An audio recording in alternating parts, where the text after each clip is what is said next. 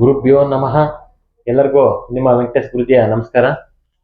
ವೀಕ್ಷಕರೇ, ಈ ದಿನ ನಾನು ನಮ್ಮ ಮನೆಗೆ ಹೆಚ್ಚು ಹೆಚ್ಚು ಹಣ ಬರಬೇಕು, ಏನೇ ಒಂದು ಕೆಲಸ ಕಾರ್ಯ ಮಾಡಬೇಕಾದ್ರೆ ನಮಗೆ ಅದರಲ್ಲಿ ಸಕ್ಸಸ್ ಸಿಗಬೇಕು, ಇದಕ್ಕೆ ನಮಗೆ ಹೆಚ್ಚೆಚ್ಚು ಹಣ ಬರಬೇಕು. ಈ ರೀತಿ ಹಣ ಬರಬೇಕು ನಮಗೆ ಅಂತ ಹೇಳಿದ್ರೆ, ನಮಗೆ ಹಣನ ನಾವು ತಂದು ಯಾವ ಜಾಗದಲ್ಲಿ ಇಡ್ತೀವಿ ಅನ್ನೋದು ಇಂಪಾರ್ಟೆಂಟ್. ನಂತರ ಏನು ಮಾಡಬೇಕು ಅಂತ ಹೇಳಕ್ಕೆ ಇಷ್ಟಪಡ್ತೀನಿ. ಈಗ ನಾವು ಏನು ಮಾಡ್ತಾ ಇದೀವಿ, ಅಮೌಂಟ್ ತರೋದು. ಈಗ ಏನು ಮಾಡ್ತೀವಿ, ಈಗ ಹೊರಗಡೆ ಹೋಗಿರ್ತೀವಿ, ಪರ್ಸಲ್ಲೆಲ್ಲ ಅಮೌಂಟ್ ಹಾಕೊಂಡಿರ್ತೀವಿ, ವ್ಯಾನಿಟಿ ಬ್ಯಾಗಲ್ಲಿ ಇಟ್ಕೊಂಡಿರ್ತಾರೆ ಅಮೌಂಟು, ಆಮೇಲೆ ಮೊಬೈಲಲ್ಲಿ ಇಟ್ಕೊಂಡಿರ್ತಾರೆ ಅಮೌಂಟು. ಎಲ್ಲಿ ಸಿಕ್ತೋ ಅಲ್ಲೆಲ್ಲ ಇಟ್ಕೊಂಡಿರ್ತಾರೆ. ಓಕೆ, ಇಟ್ಕೊಂಡಿರೋ ಓಡಾಡ್ಲಿ. ಹೊರಗಡೆ ಬಂದಾಗ, ಮನೆಗೆ ಬಂದಾಗ ಆ ಹಣನ ತೆಗೆದು ಈ ಒಂದು ಜಾಗದಲ್ಲಿ ಇಟ್ಟಾಗ ನಮ್ಗೇನಾಗುತ್ತೆ ಅಂದರೆ, ಆ ಜಾಗದ ಪ್ರಭಾವದಿಂದ ಹೆಚ್ಚೆಚ್ಚು ಹಣ ಬರೋಕ್ಕೆ ಅನುಕೂಲ ಆಗುತ್ತೆ. ಈಗ ಇವತ್ತು ಒಂದು 500 ರೂಪಾಯಿ ಇಟ್ಟರೆ ಮುಂದೆ ಅದೇ ಜಾಗದಲ್ಲಿ 1000 ರೂಪಾಯಿ ಇಡೋಂಥ ಅನುಕೂಲ ಮಾಡಿಕೊಡ್ತದೆ ಆ ಜಾಗ ಯಾವುದು ಅಂತ ಹೇಳಕ್ಕೆ ಇಷ್ಟಪಡ್ತೀನಿ. ವೀಕ್ಷಕರೇ ನೋಡಿ, ಇದು ನಮ್ಮ ಜಾಗ, ಅಂದರೆ ನಾವು ವಾಸ ಮಾಡ್ತಿರೋ ಜಾಗ, ಮನೆ. ಈ ಜಾಗದಲ್ಲಿ ನಾವು ಎಲ್ಲಿ ಹಣವನ್ನು ತಂದು ಇಡಬೇಕು ಮನೆಗೆ ಬಂದಾಗ ಅಂತ. ಈಗ ಈಶಾನ್ಯ, ವಾಯುವ್ಯ, ನೈಋತ್ಯ, ಆಗ್ನೇಯ, ಇಲ್ಲಿ ಬಂದು ನಮಗೆ ಹಣ ಇಡುವಂಥ ಜಾಗ. ಈಗ ಮಾಮೂಲಿಯಾಗಿ ಎಲ್ಲರೂ ಹಣ ಇಡ್ತಾ ಇರೋದು, ಈಗ ತಂದು ಏನು ಮಾಡ್ತಿದ್ದಾರೆ, ಇಲ್ಲಿ ನೈಋತ್ಯದಲ್ಲಿ ಇಲ್ಲೊಂದು ಬೀರ್ ಇರ್ತದೆ, ಇಲ್ಲಿ ಬೀರ್ ಇರ್ತದೆ, ಇಲ್ಲಿ ತಂದ್ಬಿಟ್ಟು ಇಡ್ತಾ ಇದ್ದಾರೆ. ಅದು ಉತ್ತರಕ್ಕೆ ಓಪನ್, ಪೂರ್ವಕ್ಕೆ ಓಪನ್ ಇರುತ್ತೆ. ಜಾಗದಲ್ಲಿ ಇಲ್ಲಿ ತಂದು ಇಡ್ತಾ ಇದ್ದಾರೆ. ಇಲ್ಲಿ ತಂದು ಇಟ್ಟಾಗ ನಿವೃತ್ತಿ ದೇವ್ರದ್ದು ಅಲ್ಲಿ ಜಾಗ, ಅದರದ್ದು ಏನಂದ್ರೆ ಕಾಪಾಡೋದು, ಅಂದರೆ ಸೇಫ್ಟಿ ಮಾಡೋವಂಥದ್ದು. ತಂದಿಟ್ಟಿದ್ನ ಬೇಗ ಖಾಲಿ ಆಗಕ್ಕೆ ಬಿಡಲ್ಲ, ಒಟ್ಟ ನಿಧಾನಕ್ಕೆ ಖಾಲಿ ಆಗುತ್ತೆ ಇರ್ತದೆ. ಒಟ್ಟ ಸ್ಥಿರವಾಗಿ ಇರುತ್ತೆ. ಒಟ್ಟ ಈ ಜಾಗದಲ್ಲಿ ಇಟ್ಟಾಗ ಅಮೌಂಟು ಹೆಚ್ಚು ಆಗಲ್ಲ, ಕಮ್ಮಿನೂ ಆಗಲ್ಲ. ಅರ್ಥ ಆಯ್ತಾ? ಈಗ ನಮಗೆ ಹೆಚ್ಚಾಗಿ ದುಡ್ಡು ಬರಬೇಕು, ರಿಪೀಟ್ ತುಂಬ ಜಾಸ್ತಿ ತಂದು ಇಡ್ತಾ ಇರಬೇಕು. ನಮಗೆ ಹೊರಗಡೆ ಹೋದಾಗ ಬಿಸ್ನೆಸ್ ಆಗ್ತಾ ಇರ್ಬೇಕು, ಇಲ್ಲ ಕೆಲಸದ್ದು ಅಮೌಂಟ್ ತಂದಿಟ್ಟ. ಈಗ ನಮ್ಮ ಎಕ್ಸಾಂಪಲ್, ಈಗ ಬಿಸ್ನೆಸ್ ಅವರು ಡೈಲಿ ತಂದಿಡ್ಬೋದು ದುಡ್ಡು. ಈಗ ನಾವು ಕೆಲಸದವರು ನಾವು ತಿಂಗ್ಳಿಗೆ ಒಂದ್ಸರಿ ತಂದಿರ್ತೀವಿ ದುಡ್ಡು.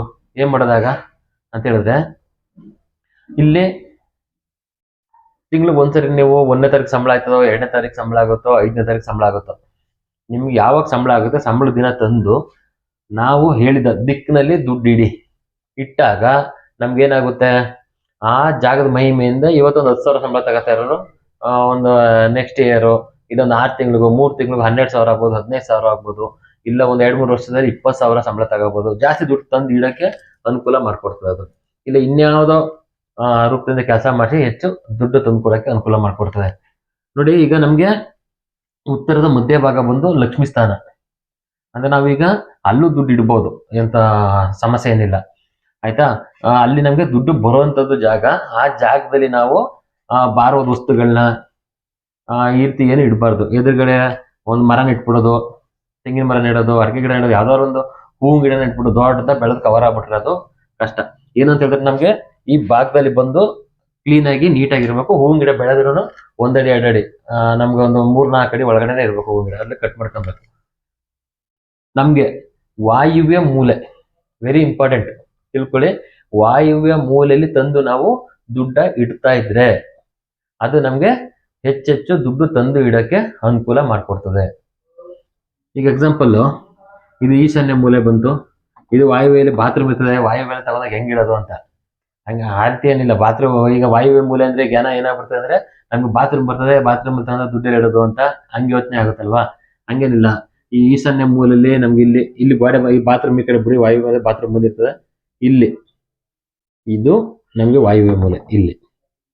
ಇಲ್ಲಿ ಮನಿ ಇಡ್ಬೋದು, ಮನಿ, ಚಿನ್ನ.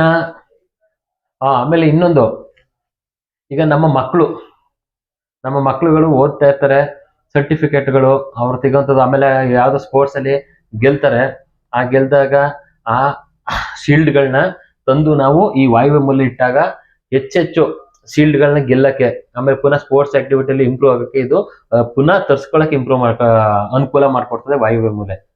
ಈಗ ನಮ್ಗೆ ಸರ್ಟಿಫಿಕೇಟ್ಗಳನ್ನ, ಈಗ ಮಾರ್ಕ್ಸ್ ಕಾರ್ಡ್, ಪಾಸ್ ಆಗಿರೋ ಮಾರ್ಕ್ಸ್ ಕಾರ್ಡ್ಗಳನ್ನ ತಂದು ಈ ಜಾಗದಲ್ಲಿ ಇಟ್ಟರೆ ಪುನಃ ಹೆಚ್ಚೆಚ್ಚು ಹಂಗೆ ಕಂಟಿನ್ಯೂ ಮಾಡ್ಕೊಂಡು ಓದ್ಕೊಂಡು ಹೋಗಿ ಇನ್ನೂ ಹೆಚ್ಚು ಮಾರ್ಕ್ಸ್ ಕಾರ್ಡ್ ತಂದು ಇಡಕ್ಕೂ ಸಹ ಅಂತ ಇದು ಅನುಕೂಲ ಮಾಡಿಕೊಡುತ್ತೆ. ನೀವು ಹೊರಗಡೆಯಿಂದ ಬಂದು ಪರ್ಸ್ ತಂದ್ಬಿಟ್ಟು ಇಲ್ಲಿ ಇಡ್ಬೋದು ಈ ಜಾಗದಲ್ಲಿ. ಈಗ ಆಯ್ತು ನಮ್ಗೆ ಈಗ ಈ ಜಾಗದಲ್ಲಿ ಈಗ ಜಾಗ ಇಲ್ಲ, ಇಲ್ಲಿ ಇಡಕ್ ಆಯ್ತಾ ಇಲ್ಲ ಅಂತ ಹೇಳಿದ್ರೆ ಅದಕ್ಕೂ ಏನ್ ಚಿಂತೆ ಮಾಡೋದ್ ಬೇಡ. ಇದು ಮಾಸ್ಟರ್ ಬೆಡ್ರೂಮ್. ನಿಮ್ಗೆ ಮಾಸ್ಟರ್ ಬೆಡ್ರೂಮ್ ಇರ್ತದಲ್ಲ, ಈ ಮಾಸ್ಟರ್ ಬೆಡ್ರೂಮ್ ಅಲ್ಲಿ ಇದು ವಾಯು, ಈ ಜಾಗದಲ್ಲಿ ಇದು ವಾಯು ಮೂಲೆ. ಇಲ್ಲಿ ನೀವು ಫಸ್ಟ್ ತಂದು ದುಡ್ಡು ಇಲ್ಲಿ ಇಡ್ಬೋದು. ಇಲ್ಲಿ ದುಡ್ಡಾರು ಇಡಿ, ಚಿನ್ನನಾರು ಇಡಿ, ಸರ್ಟಿಫಿಕೇಟ್ ಆರು ಇಡಿ. ಒಂದಿನ 2 ದಿನ ಇಲ್ಲಿ ಇರ್ಲಿ.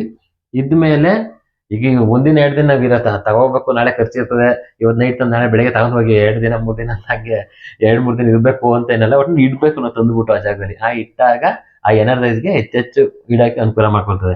ಇವತ್ತು ಇಟ್ಟು ಬೆಳಗ್ಗೆನ ತಗೊಂಡು ಹೋಗ್ಬೋದು. ಈಗ ನಾನು ಹೇಳ್ತಾರೆ ಎಕ್ಸಾಂಪಲ್, ಒಂದು ಚಿನ್ನ ಏನಾರು ತಂದ್ರೆ ಮನೆಗೆ, ಈಗ ಮಕ್ಳು ಸರ್ಟಿಫಿಕೇಟ್ ಬಂತು, ಎಲ್ಲ ಬಂತು, ಅದು ಸರ್ಟಿಫಿಕೇಟ್ ಜಾಗ ಇದ್ರೆ ಇಲ್ಲೊಂದು ಬೀರ್ ಮಾಡಿಡಿ, ಇಲ್ಲ ಅಂದ್ರೆ ಇಲ್ಲಿ ತಂದು ಇಟ್ಟುಬಿಟ್ಟು ಒಂದೇ ಸೈಡ್ ಆದ್ಮೇಲೆ ಪುನಃ ತೆಗೆದು ನೆಕ್ಸ್ಟ್ ಅಲ್ಲಿಂದ ತೆಗೆದು ಇಲ್ಲಿ ಕುಬೇರ ಮೂಲೆಯಲ್ಲಿ ಬಂದಾಗ ಈ ಜಾಗದಲ್ಲಿ ವಾಪಸ್ ಇಡಬೇಕು. ಒಂದು ಬೀರಲ್ಲಿ ಹಾಕ್ಬಿಟ್ಟು ಇಟ್ಬಿಟ್ಟು ಇಲ್ಲಿ ಸ್ಟಿಲ್ ಆಗಿ ಉಳ್ಕೊಳ್ತದೆ. ಪುನಃ ಇಲ್ಲಿ ತಂದು ಇಟ್ಟಾಗ ಏನಾಗುತ್ತೆ ಅಂದ್ರೆ ರಿಪೀಟ್ ಜಾಸ್ತಿ ತಂದು ಕೊಡಕ್ಕೆ ನಮ್ಗೆ ಅನುಕೂಲ ಮಾಡ್ಕೊಡ್ತದೆ ವೀಕ್ಷಕರೇ, ಅಲ್ವಾ? ಈ ರೀತಿ ಇದ್ರದ್ದು ಮಹಿಮೆ ಇದು. ನೀವು ಚೆಕ್ ಮಾಡಿ ನೋಡಿ. ಈಗ ವಾಯುವ್ಯ ಮೂಲೆಯಲ್ಲಿ ನೀವು ಯಾವ್ದಾದ್ರು ಒಂದು, ಈಗ ನಿಮ್ಮ ಮನೇಲಿ ಗೊತ್ತಾಯ್ತಲ್ಲ, ಈಗ ನಾನು ಹೇಳಿದ್ದು, ಈಗ ಇಲ್ಲಾದ್ರೂ ಆಗಿರ್ಬೋದು, ಯಾವ ರೂಮಲ್ಲಿ ಆದ್ರೂ ಸರಿ, ಇಲ್ಲಾದ್ರೂ ಸರಿ, ವಾಯುವ್ಯ ಮೂಲೆಯಲ್ಲಿ ಎಲ್ಲಾದ್ರೂ ಸರಿ, ವಾಯುವ್ಯ ಮೂಲೆಯಲ್ಲಿ ನೀವು ಯಾವ್ದಾದ್ರು ಒಂದು ವಸ್ತು ಇಟ್ಟಿದ್ರೆ ಅದು ಡಬಲ್ ಆಗಿರ್ತದೆ. 1 ವರ್ಷನ ಆಗ್ಬೋದು, 2 ವರ್ಷ ಆಗ್ಬೋದು, 5 ವರ್ಷ ಆಗಿರ್ಬೋದು, ಇಲ್ಲ 10 ವರ್ಷ ಆಗಿರ್ಬೋದು. ಅದು ಜಾಸ್ತಿ ಮಾಡ್ಕೊಂಡಿರ್ತದೆ ವಸ್ತುಗಳನ್ನಲ್ಲಿ. ಈಗ ನೀವು ವಾಯುವ್ಯ ಮೂಲೆ ಹೊರಗಡೆ ಇಟ್ಟರು ಅಷ್ಟೇ. ಈಗ ನಾವು ಹೊರಗಡೆ ಇಟ್ಟಾಗ ಅಲ್ಲೂ ಅಷ್ಟೇ, ನೀವು ಯಾವ್ದಾದ್ರು ಒಂದು ವೇಸ್ಟ್ ಐಟಮ್ಗಳೇನಾದ್ರು ಇಟ್ಟ ಬನ್ನಿ ವಾಯುವ್ಯ ಮೂಲೆಯಲ್ಲಿ ಈಚೆ ಸೈಡಲ್ಲಿ, ಇಲ್ಲಿ ಇಟ್ಟಾಗ ಅದೇನ್ ಮಾಡುತ್ತೆ, ಒಂದಿರೋದು ಒಂದು 10 ಆಗಿರ್ತವೆ. ಈಗ ನೀವು ಎಕ್ಸಾಂಪಲ್ ಇಟ್ಟಿಗೆಗಳು ಇಡಿ, ಜಾಸ್ತಿ ಪುನಃ ಯಾವ್ದಾದ್ರು ಸರಿ ರೂಪದಲ್ಲಿ ಇಟ್ಟಿಗೆಗಳು ಬರ್ತಿರ್ತವೆ, ಜಲ್ಲಿಕಲ್ ಏನಾದ್ರು ಸರಿ, ಆ ಜಾಗದಲ್ಲಿ ವೇಸ್ಟ್ ಐಟಮ್ಗಳು, ಈಗ ಮರದ ಮನೆ ವೇಸ್ಟ್ ಐಟಮ್ಗಳನ್ನ ಇಟ್ಟಾಗ್ಲೂ ಸಮೇತ ವೇಸ್ಟ್ ಐಟಮ್ಗಳೆಲ್ಲ ಜಾಸ್ತಿ ಬರುತ್ತೆ ಅಲ್ಲಿ. ಅದಕ್ಕೆ ನಾವು ಆ ಜಾಗದಲ್ಲಿ ವೆಹಿಕಲ್ಗಳನ್ನ ಪಾರ್ಕಿಂಗ್ ಮಾಡಿ ಅಂತ ಹೇಳೋದು. ಹೆಚ್ಚೆಚ್ಚು ವೆಹಿಕಲ್ಗಳನ್ನ ತಗೋಬಹುದು, ಅನುಕೂಲ ಮಾಡ್ಕೊಡ್ತದೆ ಅಂತ. ಅದೇ ರೀತಿ ಮನೆಯೊಳಗೂ ನಾವು ಸಮೇತ ವಾಯುವ್ಯ ಮೂಲೆ ತಂದು ಇಟ್ಟಾಗ ಇದು ನಮ್ಗೆ ಹೆಚ್ಚೆಚ್ಚು ಗಾಡಿ ಇದು ಹಣ ಬರೋಕ್ಕೆ ಅನುಕೂಲ ಮಾಡ್ಕೊಡ್ತದೆ, ಚಿನ್ನಾಭರಣ ತಗೊಳಕ್ ಅನುಕೂಲ ಮಾಡ್ಕೊಡುತ್ತೆ. ಇವತ್ತು ಅದೇ ನಮ್ಗೆ ಈಗ ಏನ್ ದುಡ್ಡೇ ಇಲ್ಲ, ಏನ್ ಮಾಡೋದು, 1 ಗ್ರಾಮ್ ಚಿನ್ನ ತಂದು ಇಟ್ರು ಅಷ್ಟೇ, ಮುಂದಿನ ವರ್ಷ 1 ಗ್ರಾಮ್ ಚಿನ್ನ ತರ್ಸ್ಕೊಳ್ತದೆ ಆ ಜಾಗದ ಮಹಿಮೇಲೆ. ಇಲ್ಲ 2 ಗ್ರಾಮ್ ಚಿನ್ನ, ಇಲ್ಲ 10 ಗ್ರಾಮ್ ಚಿನ್ನ ಆಗುತ್ತೆ. ಬೆಳ್ಳಿ ವಸ್ತುಗಳು ಏನೇ ತಂದಿಡಿ. ಆಮೇಲೆ ಬಟ್ಟೆ ತಂದು ಇಟ್ಕೊಳ್ಳಿ. ನೋಡಿ, ಅಬ್ಸರ್ವ್ ಮಾಡಿ ನೋಡಿ, ಬೇಕಾದ್ರೆ ನೀವು ಬಟ್ಟೆ ತಂದಿಡಿ. ಬಟ್ಟೆ ತಗೊಳ್ತೀರಾ, ಕಳೆದ ವರ್ಷದ್ದು ಈ ವರ್ಷದಲ್ಲಿ ಚೆಕ್ ಮಾಡ್ಕೊಳ್ಳಿ. ಕಳೆದ ವರ್ಷ ಎಷ್ಟು ಬಟ್ಟೆ ತಗೊಂಡಿದ್ದು, ಈ ವರ್ಷ ಇನ್ನೂ ಜಾಸ್ತಿ ತಗೊಂಡಿರ್ತಾರೆ ನೀವು. ಈ ಜಾಗದಲ್ಲಿ ತಂದೆ ಬಟ್ಟೆ ತಂದು ಹೊಸ ಇಟ್ಟಾಗ್ಲೂ ಅಷ್ಟೇ. ವಾಯುವ್ಯ ಮೂಲೆದು ಇದೆ, ಇದ್ರದ್ದು ಮಹಿಮೆ. ಇದನ್ನ ಸದುಪಯೋಗ ಮಾಡ್ಕೊಳ್ಳಿ, ಎಲ್ಲ ಚೇಂಜಸ್ ಮಾಡ್ಕೊಳ್ಳಿ. ನೋಡಿ, ಚೆಕ್ ಮಾಡಿ. ಚೆಕ್ ಮಾಡೋದ್ರಿಂದ ಏನು ಇದಾಗಲ್ಲಲ್ವಾ? ಇದರಿಂದ ಏನು ಕಳ್ಕೊಳ್ಳೋಂಥದ್ದು ಏನಿಲ್ವಲ್ಲ. ಇದರಲ್ಲಿ ದುಡ್ಡು ಕೊಟ್ಬಿಟ್ಟು ಏನು ಕಳ್ಕೊಳ್ಳೋಂತಿಲ್ಲ. ಚೆಕ್ ಮಾಡಿ ನೋಡಿ ಇರ್ತೀವಿ ಅಂತ. ಚೇಂಜಸ್ ಹಾಗೆ ಆಗುತ್ತೆ. ಚೇಂಜಸ್ ಆಗಿದೆ, ನಾವು ಮಾಡಿ ನೋಡಿದ್ದೀವಲ್ಲ, ಚೆಕ್ ಮಾಡಿದ್ದೀವಿ, ಆಗುತ್ತೆ.